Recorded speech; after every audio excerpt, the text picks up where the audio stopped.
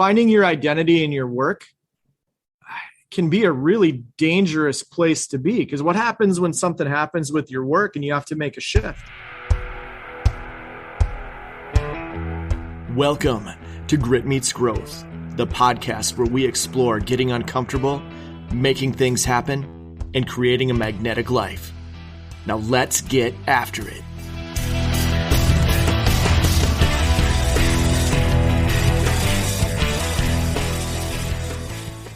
Hey guys, welcome to episode 32 of the podcast. Chris Cathers, John Gamatis here. We're excited to hang out with you guys. We're excited to spend some time with you today. We're excited to have this conversation today. These are always, like we've talked about in the past, these are good conversations for us to share, but they're good for us to have with one another too. Kind of our opportunity to clear our heads a little bit and unpack some stuff that might be going on or things that are popping. So welcome to episode 32. I almost said 22, 32. Where you been, man? Welcome to episode 32. We started kicking this around a little bit, the topic of purpose. And I'm going to go back to where I started when we started having this conversation, because I saw you light up a little bit when I started talking about it. I had this realization this morning, like we get real locked in on purpose, and it's something that everybody talks about and people get excited about. You know, finding your purpose is it's an important thing. I think one of the things that we get stuck on, and I'll speak for myself in this, is just because you're good at something, that doesn't mean it's your purpose. So and I've wrestled this around a little bit. So I'm a good designer. I feel very confident in my skills as a designer. I've built my career around it. Professionally, I run an agency where that's what I do. I started off doing that more than I do now, but I still do plenty of it. But that doesn't mean that it's my purpose. Like as I'm kicking it around, it's something that I'm good at, but it's not necessarily my purpose. And I feel like when I think about my purpose, it's shifted around a little bit. Like if you had asked me 5 years ago, 10 years ago, for sure, what my purpose was, my answer would have been different. Today, I feel like my purpose is more in line with what we're doing here on the podcast. Yeah. Well, and based on the way you explained that before we started recording today, like I was all ready for counterpoint, because I was like, John, you're defining purpose as somebody's job, and our jobs are not really our purpose necessarily. In some cases, sure. But generally speaking, like my purpose as a person isn't defined by the role that I play in the workplace and the things that I do in the workplace. Pretty simply said, right? If part of my purpose is to make people happy, but that's not necessarily defined by my work, right? If my purpose is to make people better, that really aligns with what we're doing here, and it aligns with what I feel like I do in the gym every day. Not only make myself better, but make the folks that are around me better. And I try to do the same thing, as the CEO of Octilliant and running the company. It's to make everybody better. It's to make our advisors better, to make our customers better. But that's not defined by specifically the work that I do at Octilliant. You know what I'm saying? 100%. And I think it hits on something that is a really dangerous line that we all walk. It's easy for us to find our identity in our work and feel like we have to find our purpose in our work, because it's 9 to 5, 8 to 6, 5 to 11 some days. We spend a lot of time in that space. And I think we get rolled into, well, that's got to be my purpose. If I'm going to spend that much time on it, it's got to be my purpose. And finding your identity in your work can be a really dangerous place to be, because what happens when something happens with your work and you have to make a shift? If your whole identity's been in what you do for a job from 9 to 5, and then that shifts underneath you, that can be pretty shaky ground. For sure. It's challenging, without a doubt. And it's always interesting because, you go to family functions, you meet new people. What's the first question that's asked? When you go to a networking event, what's the first question that's asked? See, it's either how's work or what do you do? Right. Like networking event. Right. What do you do? Right. Why is that? I've often said to myself, why does that matter? Why does it matter what I do? Now I understand we want to make connections and we want to align appropriately by that, from a networking perspective, right? We want to find work that is similar that we can help folks, right? If I can make a referral or something of that sort, right? That's really how networking in business, at least in what I've been involved in, is really all about. But why does it have to be that way? I don't think it does. And I think that, like, here's the interesting thing about what you just shared. We ask that question because we're curious if there's an opportunity for us to make a referral, right, or for us to work together. We're like jumping about 10 steps ahead, because if that's the first question I ask of you, I don't even know if I like you yet. I'd rather find out from you. And I've heard people ask this, what's something you're excited about right now? Right. Leave it wide open. And then based on that answer, I'm going to be able to gauge pretty quick if I'm interested in having more of a conversation. Totally. It's all about relationship, right? And it should be all about relationship. It shouldn't be about what we do for work. And that relationship and asking that question starts to define where our purpose is. What are we into right now? Right? We've talked about our circle and people of friends and our network of folks. Like, over the course of time, that's going to shift.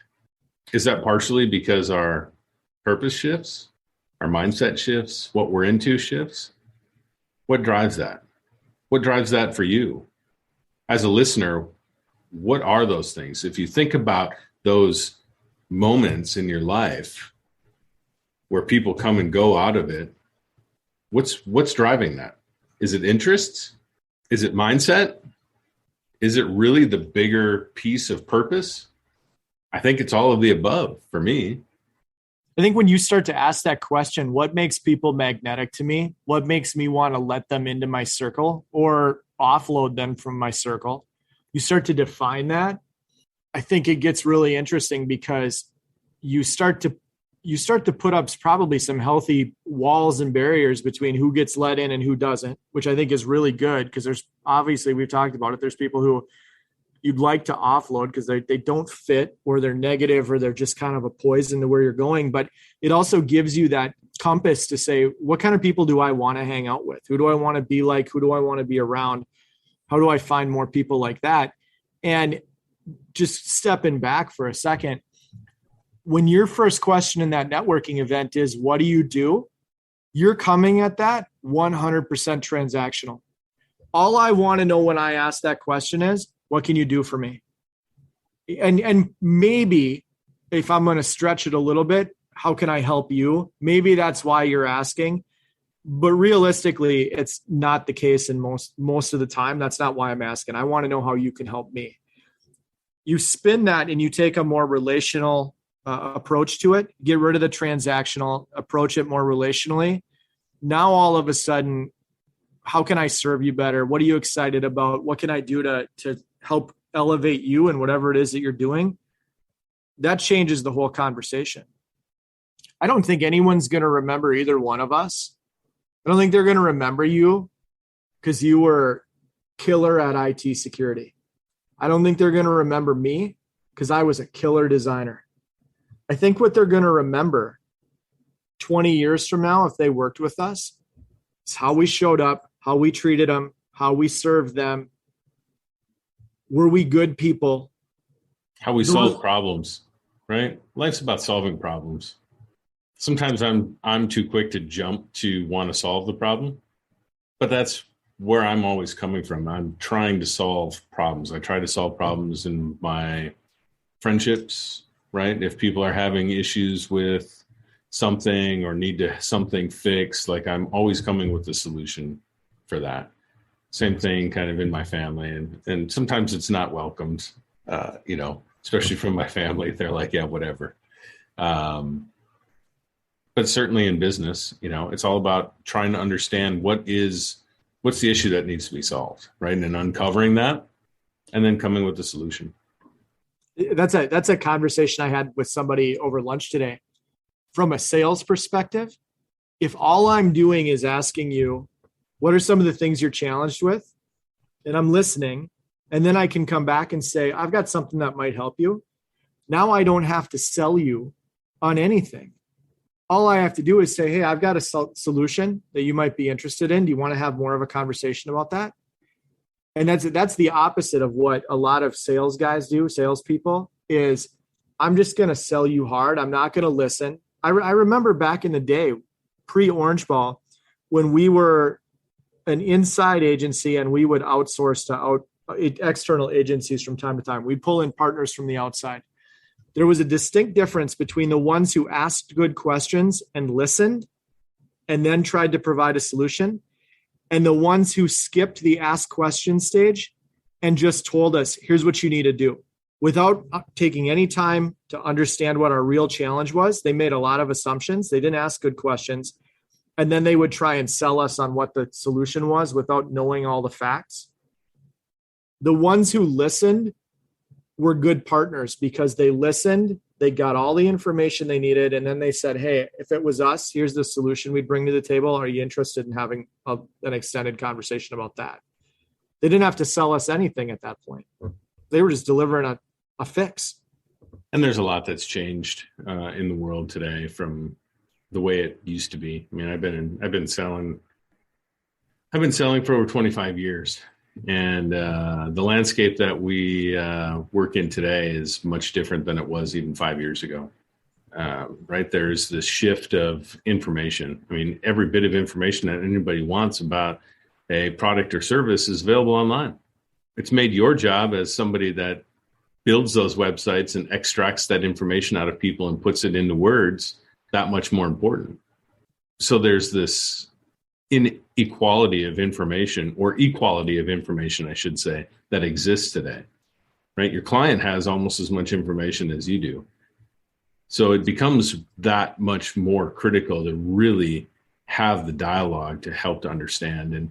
And I think not be too quick to go, I've got a solution for you, right? Mm-hmm. It's really to have the dialogue and have that expression and help them to understand why the things that they're saying are a problem and help them to discover that piece. Then once the problem or the pain, if you will, is risen to the top, then we can talk about how to solve it. You can't solve a pain that people don't realize they have. And that's not just selling, that's life, right? We can drag the horse to the pond, but we can't make him drink if he's not thirsty. A lot of times we don't ask the right questions to find out if the horse is thirsty or not. Right. Like we make talk that about assumption. Yeah, absolutely. We talk about this in our boot camps that we do with clients all the time. Like, you have to ask enough questions to identify your customers' pains, the things that keep them up at night, their goals and aspirations, and to really make them feel understood. Like, as a brand, if you can make somebody feel like, okay, these guys get me, now they're open to having additional conversations. But until you create that, oh my gosh, they understand me moment, it's really hard to do that. We do the same thing, John. I mean, that's that consultative approach that you take, right? We do the same thing when we're working with clients, whether it's, doing a business impact analysis or doing a, controls review, right? Asking those questions and asking good questions to understand.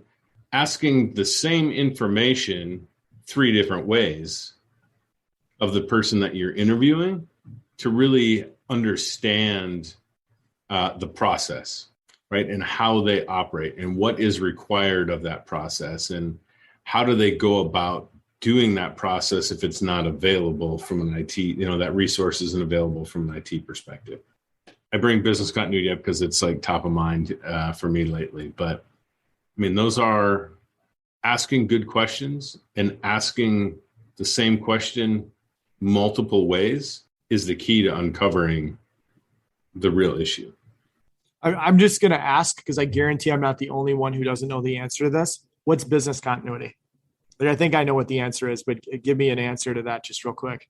Yeah, business continuity is having a plan and being prepared if something is to happen to your organization, right? If you've got a flood or a fire or, a cyber attack or some sort of man-made disaster that happens, that you can be able to run your business in the interim and recover your business and have those priorities laid out appropriately to be able to recover so that you can get back to normal sooner rather than later, and having that plan documented to be able to do that, continue to service your customers, et cetera, right? So all about resilience and having an organization that is resilient to those types of issues, right? Cyber attack, ransomware, locks up the environment. I've got to have a plan. I've got to know priorities of what I need to recover first. What's most important for my business? And that can't come from IT. That has to come from the business, right? The business needs to determine what is critical, what their processes are, what the assets, the IT assets that support those processes, and then we can build a plan from there. I feel like in a really weird way, that kind of mirrors the purpose conversation that we started off with. Like, you got to understand, what's the business purpose? Mm-hmm. What's most important to the business? And then if something happens, how are we going to maintain alignment with our purpose as we get through that? I almost feel like you need like a life continuity plan as well. When it hits the fan, and you know it's going to hit the fan from time to time, like what's your life continuity plan, and how do you use your purpose to define that? Like, what really matters to me when things get rough, when the seas get rough, when things get challenging? What really matters to me in those instances, and how does that align with my purpose? I feel like if we skip the understanding what our purpose is part, it's hard to do a lot of the other stuff. Like, you got to understand on some base level what your purpose in life is. And like we said, it's not your job. You can't put your identity in your work. Right. Because if you don't have your purpose at least thought about, how do you go through life? You're just kind of going through life aimlessly. But I think you're right. The continuity conversation, what I just explained from a business continuity perspective, and what we do at Octelliant related to that, can be applied to almost anything. Can be applied to thinking about your home and what's most important, and having access to documents and knowing where that stuff is if something bad does happen. What's going to happen? I mean, think about a will perspective. What's going to happen if, something bad, say I get in an accident? Well, how did the things that I had wanted to do with my life get carried forward? So yeah, planning is an important part, I think, to a lot of aspects of life. I even think back to when I was going through my divorce. I had to put a continuity plan in place for myself and my kids. Like, this ripple's coming through our family. What's the continuity plan that I'm going to put in place to make sure my kids are okay as we go through this? Like, because we all are going to have challenges that come at us, whether, like you said, it's something with your house, or you need that will in place if something happens to you, those kinds of things. Challenges are going to come. That's just a part of life. Having some kind of preparation and plan in place so you know how you're going to show up when they do come, and you've pre-gamed that. So it's not just on the fly, I got to figure it out, but I've got some things in place where I know how I show up regardless of what's going on in my life. I think that's important. Well, and training for those types, right? Exercising those things. We do the same thing, in the work. We test those plans, right? We exercise those plans. We make sure that people are familiar and know what to do, right? It's one thing to document it and go through that process, but you have to exercise it and know what to do. And how does, sometimes it uncovers dependencies that we didn't through interviews. It's no different in life. Thinking back to, my motorcycle trip last week, and exercising, right? And thinking about things that could happen and knowing how to react when they do happen, whether that's, somebody crossing a center line, whether that's an object coming across the road, whether that's, whatever the situation might, an animal crossing the road, whatever might happen to be.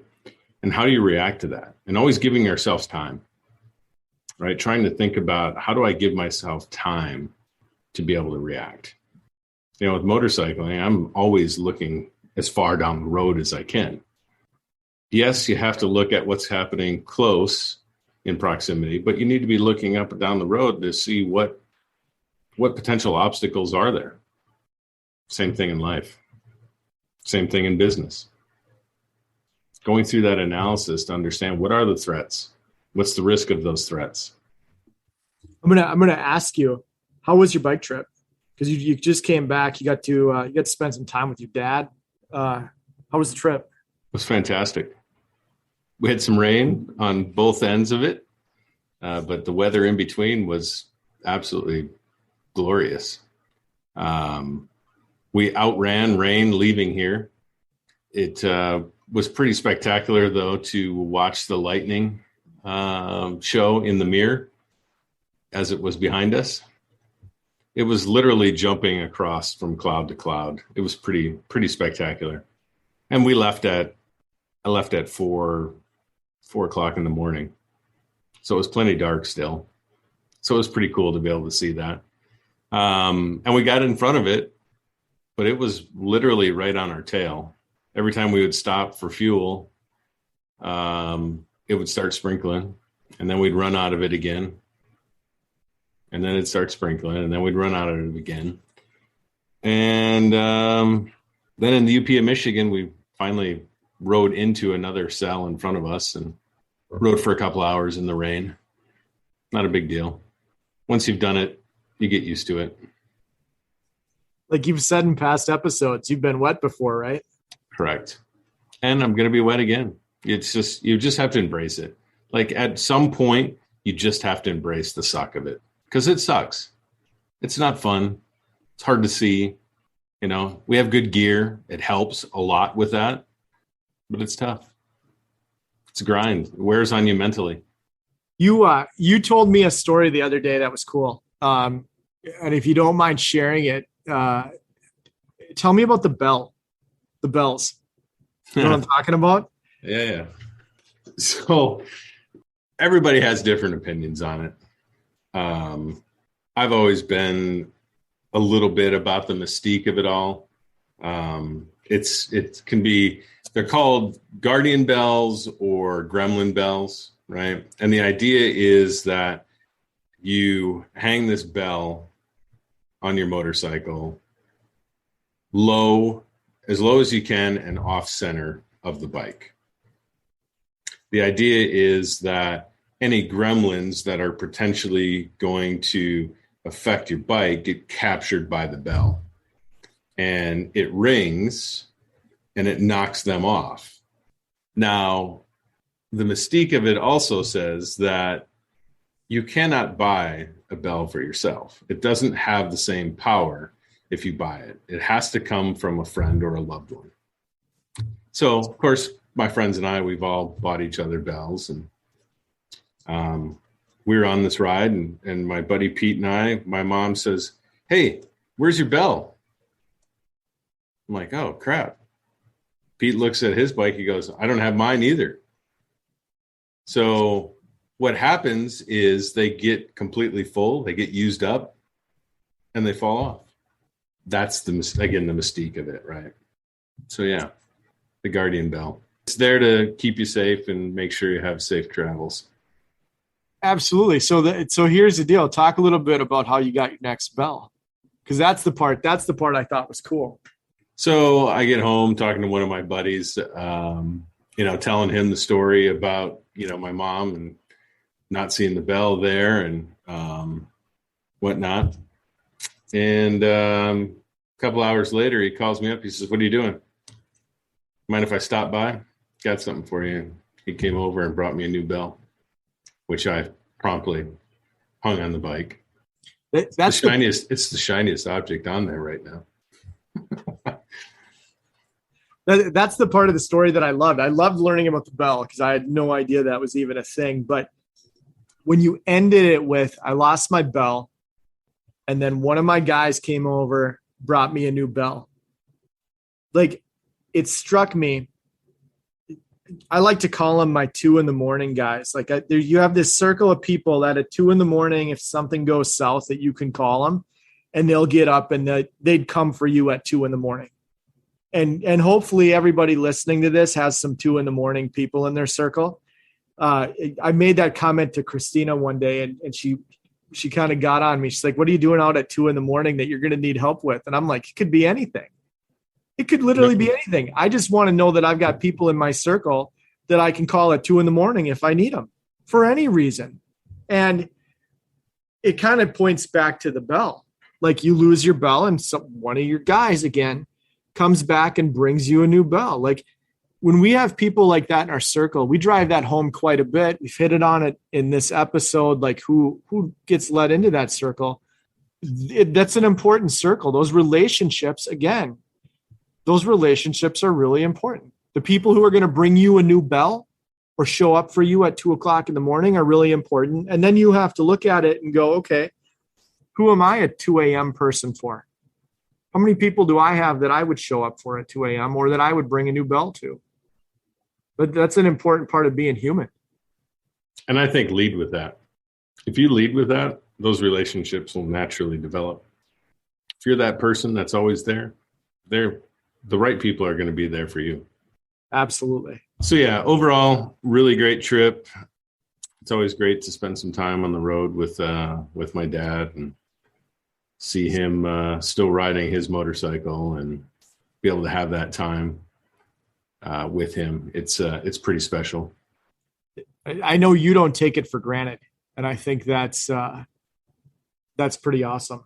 That's as somebody who's lost a parent, I can tell you that there was a pre-losing my dad. I did take it for granted. You always just kind of assume they're going to be around, whatever, and you miss opportunities sometimes to hang out with them, or you blow off opportunities to hang out with them. And that's one of the things I appreciate about you, is that you're intentional about taking advantage of that time and making that time. And it's a good reminder for me now, specifically with my mom, who lives by herself, she's 84 years old, to be intentional about that time with her, even when I'm busy, even when I've got stuff going on, just to be intentional about it. So, yeah. And I think it's important to also have one-on-one time with our parents. Getting together with our families, with our spouses, with our kids is one thing, but to go back to, it's almost a bit of rewinding the clock to growing up and having that one-on-one time with them, that I've really come to embrace over the last few years. It has a special meaning. It's different. It's a different visit than it is when we're all together. I think that goes for all of your relationships too. It's not even just a parent thing, because there's probably someone out here listening to this right now who had whatever it is, bad relationship with their parents, rocky, like for whatever reason, that relationship didn't click, and you're listening to this going, well, that sucks. My relationship with my parents sucks. Okay, I get it. Take that to any relationship you have, though. Being intentional about our relationships with the people in our lives, specifically other family members, really close friends, being intentional about making that one-on-one time where it's not always a group, but it's one-on-one. You hang out one-on-one together. That's a big deal. And I think, man, we get so busy. Summer's packed, winter's packed, everything's packed. We're always busy. We've talked about the B word in the past. You got to slow down, and you've got to make time for those moments, because otherwise, if you don't, you're going to regret it later. Something's going to happen. You're going to regret it later, and you're going to say, I wish I would have. Don't even open the door to that. Make some time. I don't even have to say it. You already know what I'm thinking. Sometimes you just have to make the time to get in the water. That is true. So the background on that is, and I'll just do this quick. We're doing a workout tomorrow with Bo, one of my business partners. He's going to get a sledgehammer out, some tires, probably some ropes, and we're going to do a workout together. And one of the things he asked was, you want to jump in the lake when we're done? And my response right out of the gate was, nope, I'm too busy. I got to get home. And when you poked me a little bit on that, we dug into that, and I just hate the water. And they're like, I hate the water because I grew up as a kid who could swim. About 10 years ago, ended up jumping off of a pontoon, thought I could still swim, and I sank.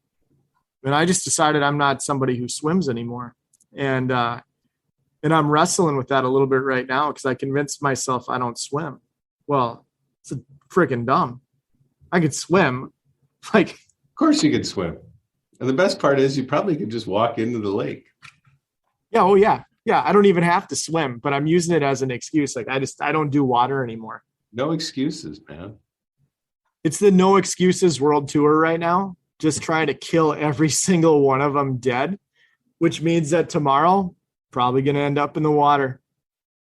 Well, I mean, might as well continue the trend. You've been knocking them off here over the course of the last 12 months. I'm trying. We both are. Yeah, for sure. What else? What else is on your mind today? I hadn't planned on talking about this. I would say, I think I had a couple of times in the last week where I was a little more stressed out than normal. And because I was a little more stressed out than normal, I got a little more angry than normal. And I lashed out toward a couple of people, specifically in my family that I care about a ton. Just because I was stressed and I lashed out. Like, I got angry. And I was listening to a Jocko podcast yesterday, and he talked about how important it is to control your emotions. And it landed on me a little bit like, all right, like, you can't just use the excuse of I'm stressed out, so I lashed out. Like, you got to get your emotions under control. And I normally, I would say, I'm pretty under control, but last couple of weeks, a little more stressed out than normal. And the pressure built up and I popped a little bit, and I'm trying to unpack that a little bit. So what's causing the stress? I think, and not specifically, right? But Yeah. think about what those triggers are of the stress. Like, if stress is the reason that you lashed out, what's causing the stress, right? And let's fix that piece of it, because that's where it all starts from, right? Where's that beginning point? And I think we all can think about that in many scenarios. What is the cause of that? I mean, I'm thinking back to a bunch of situations in my life and going, wow, I did that. Why did I do that? To your point, the stress isn't the cause. The stress is an outgrowth of something else underneath that I need to unpack. And if I unpack what's underneath it, then I can quit, like Jamie Tates would say, I can quit mowing the dandelions, get to the root of it, take care of that, and then hopefully eliminate some of that stress and hopefully eliminate some of that emotional powerhouse that boils up every once in a while that I don't like.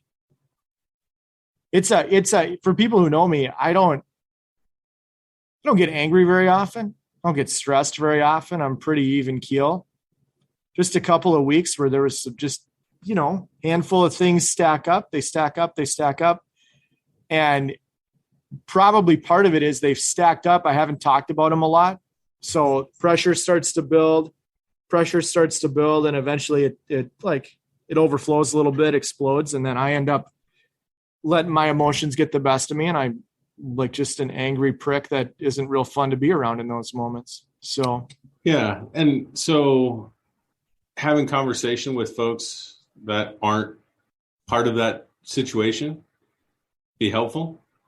100%. The venting, 100%. I think we all need that in our lives. We all need that outlet of conversation, right? Whether it's a coach or whether it's, somebody that's, a trusted, a trusted person in your circle. But we all have to have that conversation to help us see the situation differently, right? We get fogged over when we're in the middle of the situation. So having somebody that's on that outside, that's on the sidelines, always has a different view and can help bring clarity, can help lift that fog. How many times have you done that for me? Where I'll make a comment like, I'm just angry today. And you are really good. Here's what I'll say about that. You're really good at digging in and saying, oh, tell me a little bit more about that. Like, what's causing it? Like you ask really good questions. It's a good model, because when you hear somebody say that, you have two options. You can either just nod your head in agreement, say, yeah, you've just been really angry and good luck with that. Or you can take kind of that serving approach like we've been talking about. And you can say, well, no, tell me a little bit more about that. Let me ask some questions. Explain that to me a little bit more. You're a rock star at that. And I think I would say I do that pretty well for other people. I have a hard time doing it for myself. So we need that outside voice that's going to poke some holes and say, tell me a little bit more about that. Where are you at? Call your 2 a.m. person and have that dialogue. Absolutely. So what are you doing at 2 a.m.? When I haven't stayed out at till 2 a.m. I can't even tell you the last time I closed a bar. I don't know if I can stay up that late, dude. I'm up too early. Right. Yeah. Come to the gym at 4 a.m. with me, and then let's talk. I think that's all I got on this side for this week. It's a good conversation to unpack, from purpose to, dealing with the emotions and the stress and everything in between. I think here's the reality check throughout this whole thing, whether it's, hey, I'm having a week where I'm stressed out, or I'm a little bit angry, or I'm having a week where I'm stuck trying to find my identity in my work. We're all, if you're listening to this, we're all dealing with the same stuff. Like I love the saying, you're not special. Because the reality of it is, a lot of the challenges, if you're listening to this, a lot of the challenges you're facing are challenges that everybody else listening to this is facing in their own way, for sure. But if you're somebody who's trying to navigate those challenges, grow, get better, get stronger, you're in the right place. And I think we both would say we hope that you feel that you feel like you're in the right place, that you feel like you found your tribe, your community here at Grit Meets Growth, and that you feel like you fit here, because that's really what we're going for. Yep. Follow us on social media, become part of the community, comment. Love to hear from you. Love to hear thoughts on posts that we put out, because the reality is we are better together. All right. Have a great week, man. Yeah, you as well. Great conversation. Appreciate it. Right back at you. Everybody out there listening, make it a great one. See you later. Hey, we hope you enjoyed today's episode of Grit Meets Growth. We have 2 asks for you as we wrap things up today. First of all, if you enjoyed this podcast or you got something out of it today, we'd love to have you subscribe and follow us so that you can get your ear in on more of these conversations.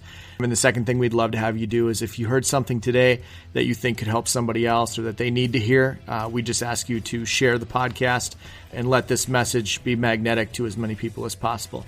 So with that, have an awesome day. Make it happen. Get out there, do the work, and let's get after it.